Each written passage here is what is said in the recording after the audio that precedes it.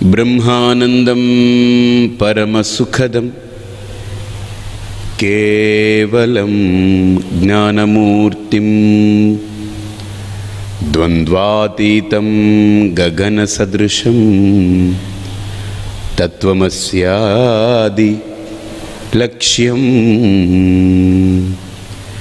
एकं नित्यं विमलमचलं सर्वधीः साक्षिभूतं भावातीतं त्रिगुणरहितं सद्गुरुं तं नमामि। श्रीगुरुं तं नमामि। ఓం. మనం కూడా ఈ లోకంలో నీరులా సాధన చేసి ఉన్నత స్థితికి వెళ్ళాలి. మళ్ళీ ఉన్నత స్థితికి వెళ్ళిన మనం ఈ లోకానికి ఉపయోగపడాలి. నీరులా ఎలా అంత సింప్లిఫై అయ్యి ఉపయోగపడాలి. నాతిమానిత ఒక సాధకుడి యొక్క గుణం అది. కాబట్టి ఇక్కడ తేజ క్షమ ధృతి శౌచం అద్రోహో నాతిమానిత భవంతి సంపదం దైవీం అభిజాతస్య భారత. ఇక్కడ కృష్ణుడు అంటున్నాడు, అర్జున, ఈ 23 గుణాలు ఒక వ్యక్తిని లోకంలో పరమాత్ముడికి ప్రతిరూపంగా చేసేస్తుంది. ఈ గుణాలు ఉంటే ఆ వ్యక్తి ఇంకేంటండి చెప్పండి. ఈ గుణాలన్నీ ఒక వ్యక్తిలో కనిపిస్తే ఏమిటవుతుంది? కాబట్టి ఇన్ని గుణాలు ఒక్కసారిగా మూకుముడిగా మనకు రావాలని ప్రయత్నం చేయకండి. ఒక్కొక్క గుణాన్ని మీరు బాగా అవగాహన చేసుకుని లోపల బాగా దాన్ని ఆస్వాదన చేసి దాన్ని మననం చేసుకుని ఆ గుణాలని పునికి పుచ్చుకునే ప్రయత్నం చేసి ప్రయత్నం మొదలు పెట్టండి. ఖచ్చితంగా వస్తుంది. You fake it and make it. కాబట్టి ఇక్కడ శ్రీకృష్ణ పరమాత్మ ఈ 3వ శ్లోకంలో ఇవన్నీ కూడా దైవీకమైనటువంటి సంపదలతో కూడుకున్న గుణాలయ్యా. ఈ గుణాలుంటే ఆ వ్యక్తిని ప్రకృతి మొత్తం దాసోహమైపోతుంది. ఆ ప్రకృతి ఈ గుణాలు మీకు చిన్న ఇన్సిడెంట్స్ అండి. నిన్న అంతగా మనకు ఇంత తేడా వచ్చేసిందే ప్రకృతిలో. అందరం సంకల్పించామా అంటే ఒక మంచి కార్యానికి మనం మనస్సుని చక్కగా నిశ్చలంగా పెట్టుకుని పరమాత్మ ఈరోజు పాడవకుండా ఆ స్వామికి మాకు ఏ రకంగా విఘాతం రాకుండా నువ్వు కరుణించు, మాకు ఎటువంటి ఇబ్బంది రాకూడదని మీ మనస్సులో సంకల్పం వచ్చిందే, అయిపోయింది అంతే. అంటే ఒక ఉన్నతమైన దానికి, ఒక ఉత్కృష్టమైనటువంటి దానికి, ఒక లోక కళ్యాణానికి, ఒక ఆత్మ కళ్యాణానికి, జగత్ కళ్యాణానికి ఒక సంకల్పం చేస్తే నిశ్చలంగా కూర్చొని ఖచ్చితంగా ప్రకృతి విని తీరుతుంది, మనకు దాసులు అవుతుంది. దాసోహం అంటుంది ప్రకృతి. నిన్న వచ్చిన బీభత్సానికి అయిపోయి నిన్న క్లాస్ ఉండకూడదు అసలు. కానీ మీరందరూ అన్నీ తెగించి వచ్చారు, నేను అన్నీ తెగించి వచ్చాను. జరిగేది జరుగుతుందండి. మొదలు పెట్టాం, ఎక్కడ లేదు. మధ్యలో మళ్ళీ చిన్న ఊపు, ఓ 2-3 అక్షంతలు వేసినట్టు వేసింది అది. ఓ 2-3 లేచారు అప్పుడే, అప్పుపోని ఏం కాదు, హాయిగా జరిగింది, నిశ్చలంగా ఉన్నాం. కారణం మనందరి సంకల్పం అది. ఆ సంకల్పానికి అంత శక్తి ఉంది. అలాగనే మీరు కూడా ఒక సంకల్పం తీసుకోండి, నేను కూడా ఈ గుణాలని పెంపొందించుకోవాలి, నాలో ఈ గుణాలు కావాలి, నేను కూడా ఒక పరిపూర్ణమైన వ్యక్తిత్వంతో ప్రకాశించాలనేటువంటి సంకల్పం తీసుకుని ప్రయత్నం మొదలు పెట్టండి. ఇవి చాలా సున్నితమైన అంశాలు, ఈజీగా అలవడతాయి. ఇవి కర్కశంగా ఉండడం కష్టమండి, సున్నితంగా ఉండడం చాలా ఈజీ. ఆలోచించండి. సున్నితంగా ఉండడం ఈజీ, కర్కశంగా ఉండడం కష్టం. కర్కశం అనేది మన స్వభావం కాదు, సున్నితత్వమే మన స్వభావం. కానీ కర్కశంగా ప్రయత్నించి లేనిపోని ఎఫర్ట్స్ పెట్టి తయారై కూర్చుంటున్నాం మనం. సున్నితంగా ఉండడం చాలా ఈజీ. కాబట్టి ఇక్కడ శ్రీకృష్ణుడు ఆ గుణాలన్నీ చెబుతూ ఇక్కడ ఆయన ఏం చేశారంటే ఆసురీక గుణాలన్నింటినీ కూడా ఇక్కడ ఇంకా మొదలు పెడుతున్నారు ఆయన. అంటే సర్ఫింగ్ ఇంకా తోమడం మొదలు పెడతారు ఇక్కడ నుంచి. ఈ 4వ శ్లోకం నుంచి ఈ అధ్యాయంలో అసలైనటువంటి రోల్స్ అన్నీ కూడా ఇందులోకి వస్తాయి. మనం అప్పుడప్పుడు ఎలా ఉంటామో, మనం ఒక్కొక్క క్షణాల్లో ఎలా ప్రవర్తిస్తాము, మనం ఎలా ఆలోచిస్తాము, ఇవన్నీ ఇప్పుడు ఇందులో పొడచూపుతూ వస్తుంటాయి అన్నమాట. ఇప్పుడు నాతో పాటు చెప్పండి. శ్రీ భగవానువాచ దంభో దర్పోభిమానశ్చ క్రోధః పారుష్యమేవ చ అజ్ఞానం చాభిజాతస్య పార్థ సంపదమాసురీం. ఇక్కడ ఆసురీ సంపద అంటే దైవిక సంపద, ఆసురిక సంపద రెండు సంపదలే. అదేంటండి, దైవికం అనేది సంపద అనాలి, ఆసురికం అనేది సంపద ఏమిటండి అని. ఏమండి, వైట్ మనీ బ్లాక్ మనీ రెండు మనీయే కదా. వైట్ మనీకి దాచుకో అక్కర్లేదు, ట్రాన్స్పరెంట్గా నెట్లో పెట్టేయచ్చు వాడు అకౌంట్ అంతా. బ్లాక్ మనీనే ఎక్కడ పెట్టాలో అర్థమై చావకుండా పెట్టుకోవాలి. అలాగనే దైవిక సంపద ఉందనుకోండి, అది అందరినీ ఆనందింపజేస్తూ ఉంటుంది. ఆసురిక సంపద వీడిని ఇబ్బంది పెడుతూ ఉంటుంది, ఇతరులని ఇబ్బంది పెట్టేస్తూ ఉంటుంది కదా. కాబట్టి రెండు సమస్యలే ఇక్కడ ఆసురిక సంపద గురించి చాలా అద్భుతమైన కోణాల్లో చెప్తున్నారు ఆయన. పైన లైన్లో దంభః, దర్పః, అభిమానః, క్రోధః, పారుష్యమేవచ 5 పైన లైన్లో చెప్పారు. కింద అజ్ఞానం అన్నారు అనుకోండి, ఆరోది. అజ్ఞానం అనేది అసలు బేసిక్ ఎలిమెంట్, అది లేకపోతే వాడికి ఉనికే లేదు. ఆసురీకుడికి అజ్ఞానమే ప్రధానమైన అంశం, అది పక్కన పెట్టండి. 5 ఉన్నాయే, దంభము, దర్పము, అభిమానము, క్రోధము, పౌరుషము. ఈ 5 ఉన్నాయే, ఇవి 5 ఒకే తెగలో వచ్చినటువంటి 5 గుణాలు. ఇవి ఇంచుమించు ఒక సిననిమ్స్ లాగా చెప్పుకోవచ్చు, కానీ ఒకేలాగా ఉంటాయి. కానీ 5 రకాల వికారాలు అన్నమాట. అందులో దంభం అనేటువంటి గుణం ఎలాంటిదేనంటే, ఇంక వాడు ఎక్కడ కూర్చున్నా ఎక్కడికి వెళ్ళినా అవతల వాడిని మాట్లాడాం, మా గురించి తెలుసా మీకు, తెలియదు అనుకుంటున్నా, ఇంకా వీడి గురించే కొట్టుకుంటుంటాడు వీడు. అవతల వాడికి చెవులు తూట్లడిపోతుంటాయి. ఇక వీడు ఎక్కడికి వెళ్ళినా ఏం చేస్తున్నా ఇంకా వీడి గొప్ప. అందుకనే దంభం అంటే భాష్యంలో అంటారు స్వమహత్వ ప్రకటనం దంభం. ఇంకా వాడి గురించే ఇంకా చెప్పుకుంటుంటాడండి బాబు. ఇంక అసలు మంది ఇలాగండి, మంది ఇలాగా, అసలు అలాగా ఏమిటనుకుంటున్నారు అసలు ఆ దంభం. నేను కూర్చుని ప్రవచనం చెప్తుంటే ఒక 20,000-30 వేల మంది అలాగా కూర్చోవలసిందే, తొక్క తీసేస్తాను లేకపోతే. అయ్య బాబోయ్, ఇది ఇంకా వాడి గురించి వాడే ఇంకా చెప్పుకుంటుంటాడు అనమాట. ఇంకా అలా పాము తలకాయ ఊపినట్టు ఊపడమే అంతే, అలా చేసేస్తా నేను అంతే. ఏంటండి మనం చేసేది? పలికెడిది భాగవతమట, పలికించెడివాడు రామభద్రుండట. ఆలోచించండి. నేను మాట్లాడితే అన్ని వేల మంది కూర్చుంటున్నారంటే కూర్చోరండి. భగవద్గీత మాట్లాడుతూ నా ఎదురుగుండా భగవద్గీత, నా వెనకాల గీతాచార్యుడు, ఇద్దరిని పెట్టుకొని మధ్యలో నేను శాండ్విచ్గా ఉంటేనే గౌరవం అంతే. మనం బటర్ రాస్తాం కదా బ్రెడ్కి, బటర్ రాస్తాం బ్రెడ్కి రాసి ఇంకో బ్రెడ్ పెట్టి తింటాం. మనం తినేది బ్రెడ్, మనకు ఆకలి తీర్చేది బ్రెడ్. ఆ బటర్ ఎందుకు పెట్టుకుంటాం? జస్ట్ ఒక టేస్ట్కి అంతే, రుచికే పెట్టుకుంటాం. కానీ మనకు ఆకలి తీర్చేదేంటి? బ్రెడ్. మన లక్ష్యం బ్రెడ్ లేకుండా ఒట్టి బటర్ తీసి ఇలా నాలుగుకి రాసుకుంటూ కూర్చుంటాం, ఆకలి అయినప్పుడు తినం. ఒట్టి జామ్ రాసుకుంటూ కూర్చుంటామా? తినం. బ్రెడ్కి బటర్ రాసి ఇంకో బ్రెడ్ కూడా ఇలా పెట్టి రెండింటిని పెట్టి తింటాం. అలాగని ఇక్కడ కూడా నేను మధ్యలో ఉన్నాను. ముందు గీత ఉంది, వెనకాల గీతాచార్యుడు ఉన్నాడా? కనిపిస్తున్నాడా మీకు? నా వెనకాల ఆయన ఉన్నాడు, అందుకే నాకు నిశ్చింతగా కూర్చుంటాను. ఉన్నారా? మీ అందరికి కనిపిస్తున్నాడా? ఏమండి, నాకేం కనపడక్కర్లేదు, నాకు అనుక్షణం మీ అందరిలో కనిపిస్తున్నాడు ఆయన. మీ అందరిలో ఆయనే కనిపిస్తున్నాడు నాకు. కారణం, మీరు ఏ కళ్ళతో చూస్తూ ఉన్నారో మీ కనుపాపల్లో నాకు ఆయనే కనిపిస్తూ ఉన్నాడు. మీ కనుపాపల్లో కనిపించేది ఆయనే. కాబట్టి ఇక్కడ గుర్తుపెట్టుకోండి, దంభం అంటే స్వమహత్వ ప్రకటనం. తన గురించి తాను గొప్పగా అనుకోవడం, ఆ అనుకోవడం వరకు ఉంచుకోకుండా వీధిలోకి వచ్చి చెప్పుకుంటూ ఉండడం, పబ్లిసిటీ అన్నమాట. మా గురించి మీకు తెలియదండి, నేను అనుకుంటే ఏదైనా చేసేయగలను, నా శక్తి అలాంటిది. వీడి గురించే వీడు చెప్పుకుంటూ ఉంటాడు, చాలా కోతలకు వస్తుంటాడు అన్నమాట. ఇది ఆసురిక సంపద. ఎవడిలో అయినా ఇది ఉందనుకోండి, ఇది గుర్తుపెట్టుకోండి, ఇది ఆసురిక సంపద.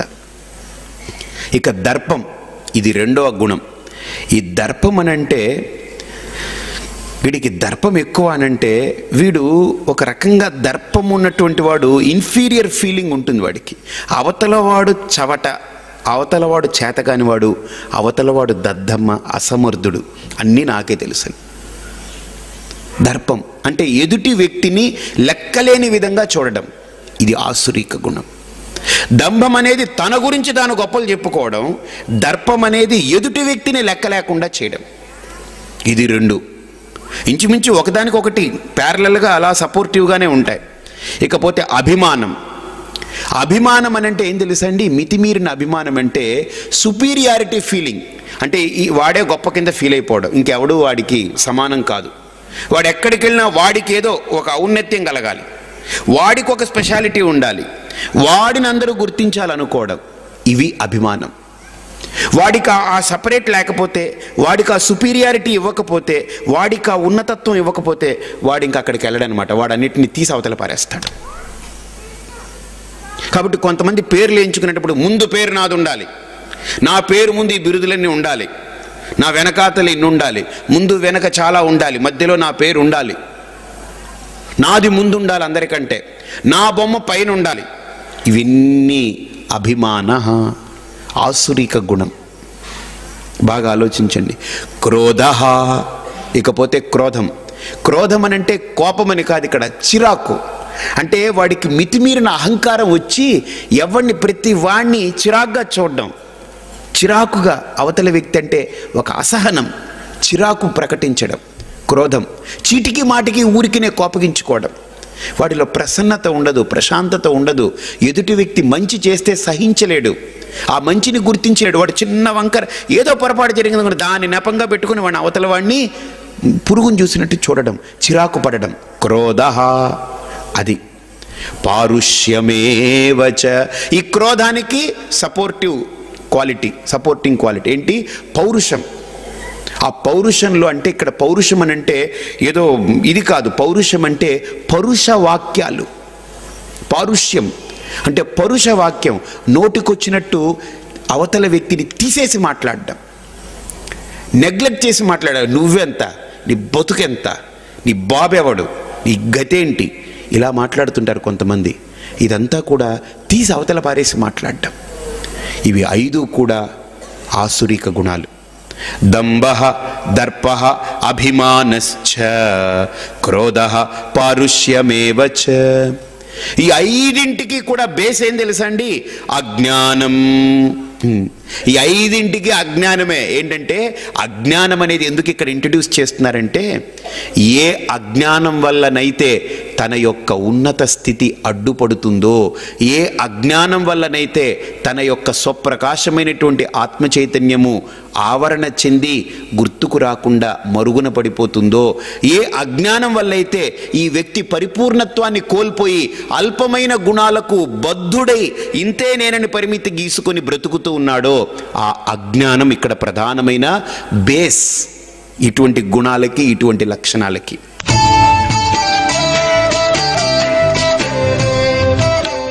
పదిహేనో చాప్టర్లో మనకు ఆయన ఆఖరణ చెబుతూ అదే అన్నారు. యోమామేవమసమ్మూఢః జానాతి పురుషోత్తమం సర్వవిత్ భజతి మాం సర్వభావేన భారత ఇతి గుహ్యతమం శాస్త్రం ఇదముక్తం మయా అనఘా ఏతద్బుద్ధ్వా బుద్ధిమాన్ స్యాత్. అంటే జ్ఞానాన్ని పొంది నన్ను పొందే ప్రయత్నం చేయి, జ్ఞానంతో నన్ను పొందే ప్రయత్నం చేయమని. కాబట్టి జ్ఞానానికి విరోధేంటి? అజ్ఞానం.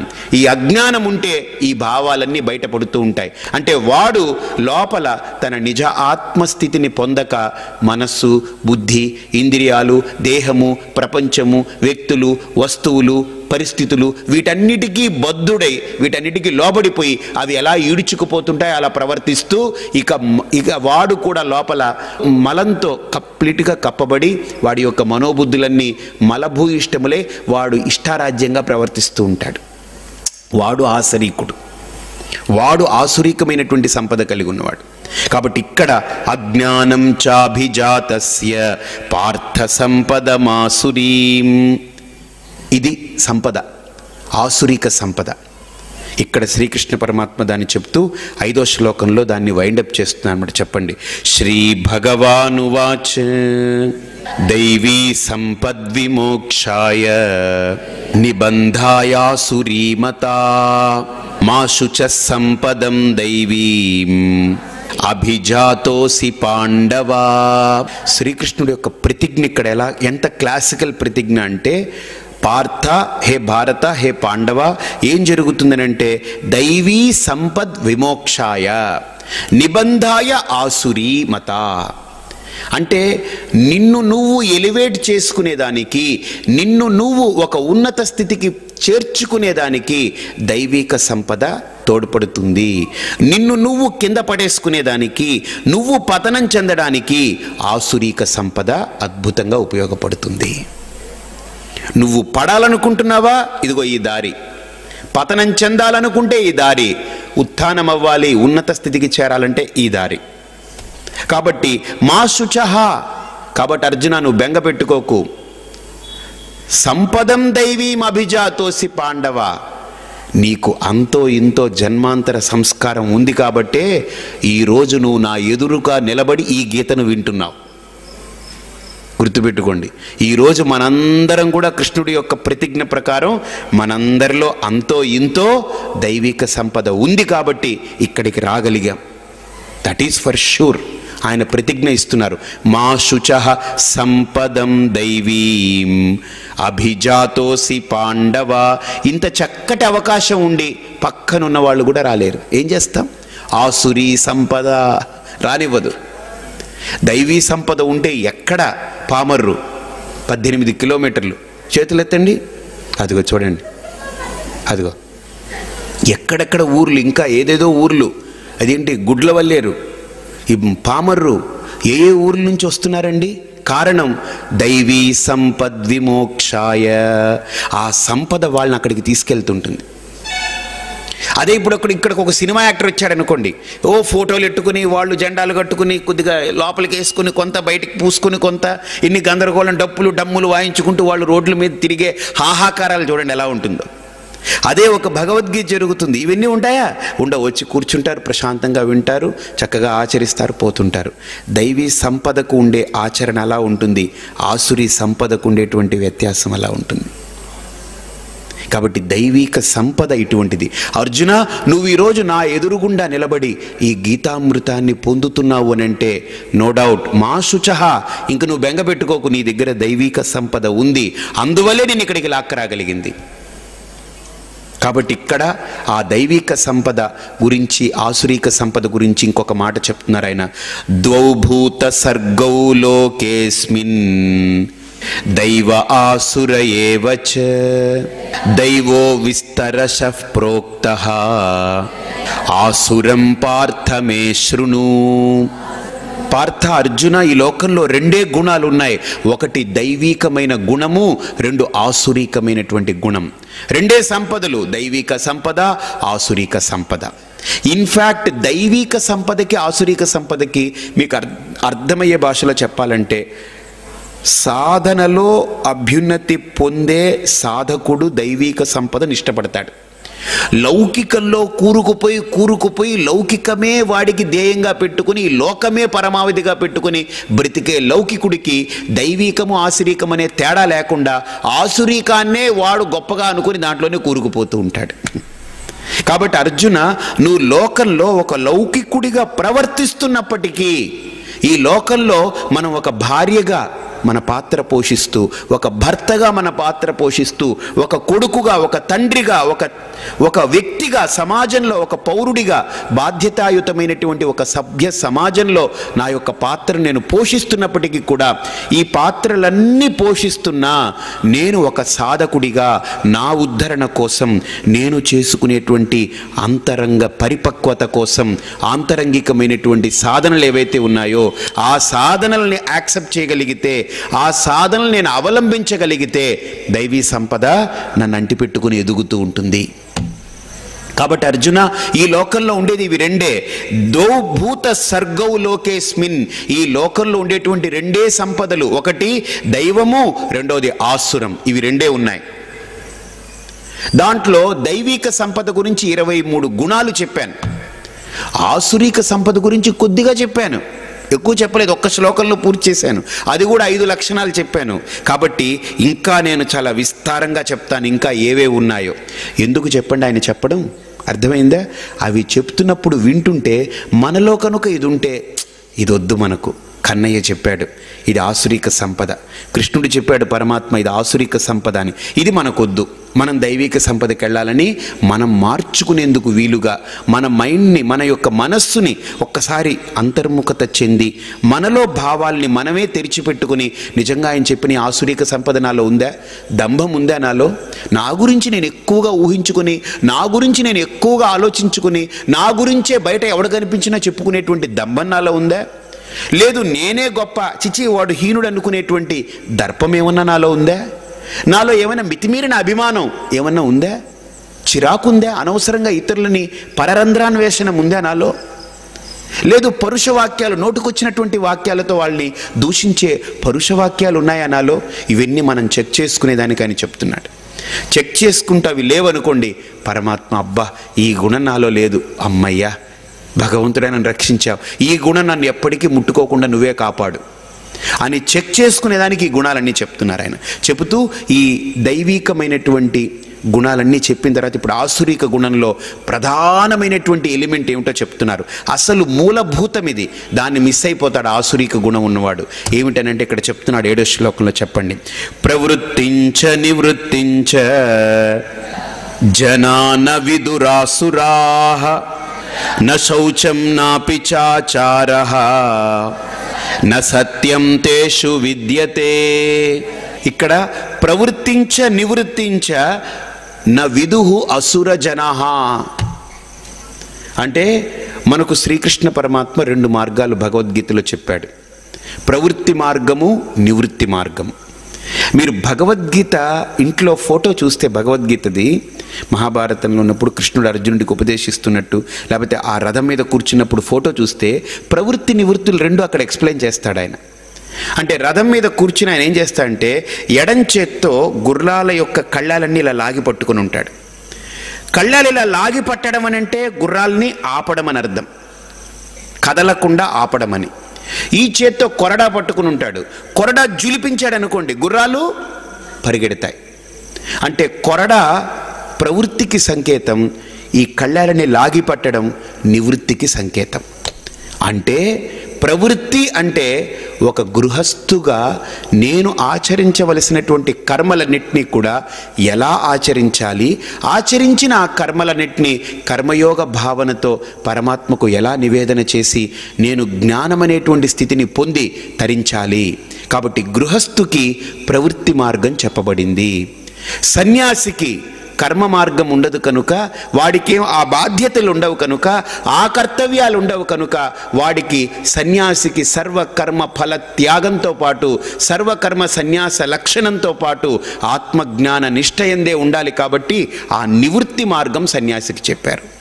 ప్రవృత్తి మార్గము అంటే కర్మయోగ మార్గము గృహస్థుకి జ్ఞాన ప్రధానమైనటువంటి మార్గము, జ్ఞానమే ప్రధానం వాడికి, అది సన్యాసికి చెప్తూ జ్ఞాననిష్ఠా మార్గాన్ని చెప్తూ ప్రవృత్తి నివృత్తి అనేటువంటి 2 మార్గాలు చెప్పాడు పరమాత్మ భగవద్గీతలో. అసలు వీటి గురించి రెండిటి గురించి ఆలోచించడు వీడు అసురుడు. వాడికి కర్మయోగ మార్గము లేదు, జ్ఞాన మార్గము లేదు, రెండింటిని పక్కన పాడేసి తిను, తాగు, తిరుగు, తందనాలాడు, చావు ఒకరోజు అంతే బస్. నువ్వు బతికినంతకాలం నువ్వు ఏం తిన్నావు, ఎలా తిన్నావు, హాయిగా బతికావా లేదా, చక్కగా చచ్చావా లేదా, అంతే బస్. ఎవడు ఎలా పోతే నీకెందుకు. రోడ్డు మీద కారు పోతూ ఉంది, టైర్ కదిలేటప్పుడల్లా అమ్మో చేముందేమో దోముందేమో చూసుకుంటూ కదుపుతావా బండిని, అలా అయితే నీ ప్రయాణం సాగదు. నువ్వు కదిలిపోవాలంతే, ఏవి సస్తే చావని, ఏవి కొట్టుకుపోతే కొట్టుకుపోని, ఏది ఏవైతే అయిపోని. దానికి ఒక ఉపమానం కూడా ఇచ్చి వాడు చెప్తాడనమాట. కావో పివో మౌజుడావు అంతే, శుభ్రంగా తిను, తాగు, తందనాలాడు, ఎగురు, గెంతు, అయిపోయింది, ఒకరోజు చస్తావు అంతే బస్, దట్స్ ఇట్. ఇది ఆసురిక గుణం. అసలు నేను ఎందుకు పుట్టాను, ఎందుకు చచ్చిపోతున్నాను, అసలు ఈ జీవితం ఏంటి, ఇవన్నీ ఏం చేస్తున్నాను నేను ఇక్కడ, ఇది ఆలోచిస్తాడు దైవిక గుణం ఉన్నవాడు. ఇవన్నీ ఆలోచన లేదు, చావాలి ఒకరోజు చస్తావు. ఈ లోపల నువ్వు శుభ్రంగా తిని తాగి తందనాలాడి తిరిగి శుభ్రంగా ఏం కావాల్సి ఉంటే అవన్నీ చేసి చచ్చిపో. అది ఆసురిక గుణం. మనకేం కావాలి అది ఎంచుకునే సంస్కారమే ఇప్పుడు మనకు భగవంతుడి యొక్క అనుగ్రహం. ఆయన అనుగ్రహం మీద ఆధారపడింది. ఇలా వెళ్ళడానికి ఆయన అనుగ్రహం అక్కర్లేదు, శుభ్రంగా నీ ఇష్టం వచ్చినట్టు బ్రతకొచ్చు. ఇలా వెళ్ళడానికి మాత్రం ఆయన అనుగ్రహం కావాలి. అందుకని ఇక్కడ 8వ శ్లోకంలో ఆయన అంటారనమాట. ఈ శ్లోకంలో 7వ శ్లోకంలో నా శౌచం నాపిచ ఆచారాహ, వాడికి ఒక ఆచారం ఉండదు, ఒక అనుష్ఠానం ఉండదు, ఒక పద్ధతి ఉండదు, ఒక సాంప్రదాయం ఉండదు, ఒక పరంపర ఉండదు, ఒక శుద్ధత ఉండదు, ఏం ఉండదు. వాడి బ్రతుకు ఏంటంటే తినడం, శుభ్రంగా 10 రకాలు వండుకొని తినడం. దాంట్లో ఏం తింటే ఏంటి, ఎంత తింటే ఏంటి, ఎలా తింటే ఏంటి, ఎప్పుడు తింటే ఏంటి, సంబంధమే లేదు. అది సంపాదన కూడా ఎలా సంపాదిస్తే ఏంటండి, దోచేయి దొరక్కపోతే అంతే, దోచుకు తినంతే శుభ్రంగా. ఇదంతా కూడా ఆసురిక సంపద, ఆసురి గుణాలు ఇవన్నీ. దోచేసి తినడం, లేకపోతే ఇష్టం వచ్చినట్టు బ్రతకడం, ఇవన్నీ కూడా ఆసురిక గుణాలు.